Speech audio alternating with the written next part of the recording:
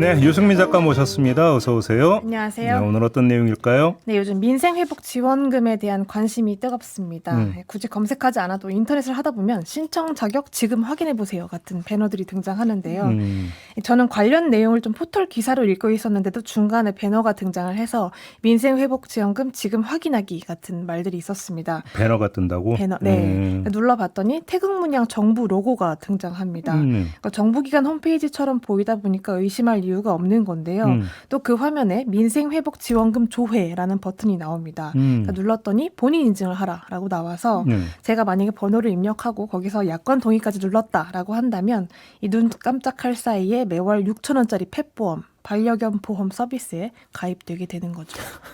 그러니까 엉뚱이 유료 서비스에 가입한다는 얘기예요? 네. 그럼 이건 기만이잖아요. 기만이죠. 방송통신위원회도 기만이다라고 표현을 했었는데 더 큰 문제는 사람들이 그걸 눈치채지 못하고 지나칠 수 있는 그런 가능성이 있다라는 점입니다. 어떻게 해요? 그러니까 인증까지 다 했는데 가령 민생회복지원금 관련 내용이 나오지 않네 하고 화면을 꺼버린다고 했을 때 실제로는 통신요금에 포함이 돼서 청구가 될 수가 있다는 거죠. 그러니까 자동 청구이기 때문에 매달 청구서를 내가 꼼꼼히 살피지 않는다라고 한다면 3,000원부터 많게는 9,000원까지 매달 빠져나가는 일도 생길 수 있는 그럼 처음부터 겁니다. 끝까지 계속 모를 수가 있다는 얘기예요? 네, 만약에 약관 동의까지 했다면 모를 수 있다라는 건데요. 그러니까 사실 우리가 인증번호를 입력하는 시스템 자체가 워낙 익숙하다 보니까 게다가 또 첫 화면에 정부 로고까지 등장을 한다라고 한다면 좀 의심을 덜 하게 될 수도 있는 겁니다. 그러니까 사실은 처음부터 광고 팝업인 경우도 있었는데요. 이 닫기 버튼이 굉장히 눈에 띄지 않게 작게 표기가 되어 있다 보니까 알아보기도 어렵고 닫기 버튼을 눌러도 또 다른 페이지로 이어지면서 전국민 간편 조회 같은 문구가 등장하게 되는 그 거죠. 페이지는 뭔데요? 그 페이지도 역시나 광고성 페이지였습니다. 그래요? 네. 본인 인증을 하면 물품 보상 혜택을 준다라는 그 유료 가입 서비스 페이지였는데요. 근데 이런 식으로 클릭을 할수록 계속 다른 페이지로 이어지는 거의 인터넷 미로에 가까운 수준이었습니다.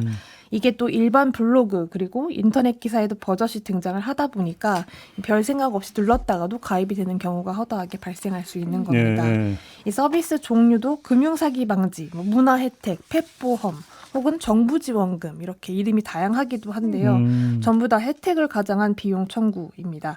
반면 청약 철회나 이런 해지 절차는 조금 복잡하거나 어려운 경우도 많기 때문에 좀 주의가 필요한 부분이고요. 예. 이 광고 배너를 제가 직접 누르기 전까지는 대문짝만하게 뭐 지금 확인하세요. 지금 아니 못 받습니다라는 식으로 현혹을 해놓는데 막상 들어가 보면 유료 서비스라던가 광고라는 글씨는 굉장히 작고 흐릿하게 적어두는 식입니다. 네. 그러니까 개인정보 제공 동의 체크란에 뭐 제3자한테 혹은 제휴사한테 나의 정보가 넘어간다라는 것도 굉장히 작게 적혀 있는데요.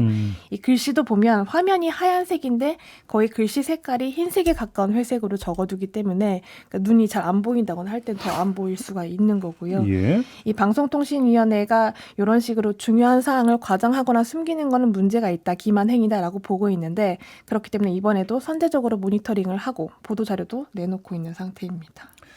아무튼 정부 지원금 서비스는 뭐예요, 그러면? 정부 지원금 서비스는 이제 아까 그 말씀드렸다시피 방통위가 가장 위험하다라고 보고 있는 사례인데요. 그러니까 처음에는 민생회복지원금이라고 써 있어서 클릭을 했는데 그 안에 정부 지원 긴급 대출이라던가 청년 지원금, 뭐 소상공인 대출 이런 식으로 내가 정말 필요한 서비스가 같이 섞여 있는 식인 겁니다. 그러니까 지원금을 조회하러 들어갔다가 정책의 정보까지 확인을 하게 되는 그런 흐름인 건데 결국은 이 전체 흐름이 유료 부가 서비스로 이제 연결이 되는 그런 구조인 거죠. 그러니까 사람들이 많이 검색하는 키워드를 이용해서 같이 갖다 붙여서 좀 현혹되기 쉽게 그런 환경을 조성한다라는 겁니다. 그럼 대비책은 뭐예요?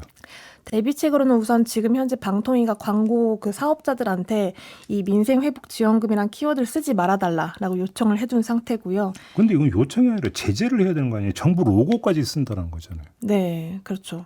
정부 로고나 뭐 키워드 자체를 쓰지 말아달라고 했고 사업자들도 알겠다, 쓰지 않겠다라고 조치는 했는데 다만 이제 언제 또 등장하게 될지 모른다라는 점이 문제고요. 그러니까 애초에 예전 같은 경우는 유료 표시조차 없었다는 점을 감안을 하면 그나마 개선이 된 거다라고는 하는데 여전히 글씨를 또 작고 흐릿하게 표시를 해서 꼼수를 부리는 건 마찬가지이기도 합니다. 그러니까 앞으로도 모니터링을 강화하겠다라는 입장이고요.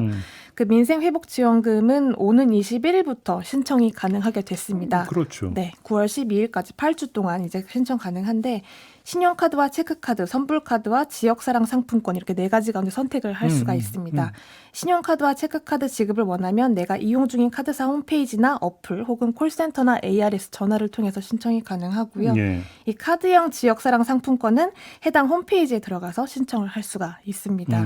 또 종이로 된 쿠폰으로 내가 가지고 싶다라고 한다면 그 관할 지자체에 방문을 해서 신청과 수령이 가능하다라고 하니까 이제 확인을 해보시면 되고 네. 가장 중요한 건 이 혼잡을 막기 위해서 신청 첫 주에만 요일제가 적용된다고 하거든요.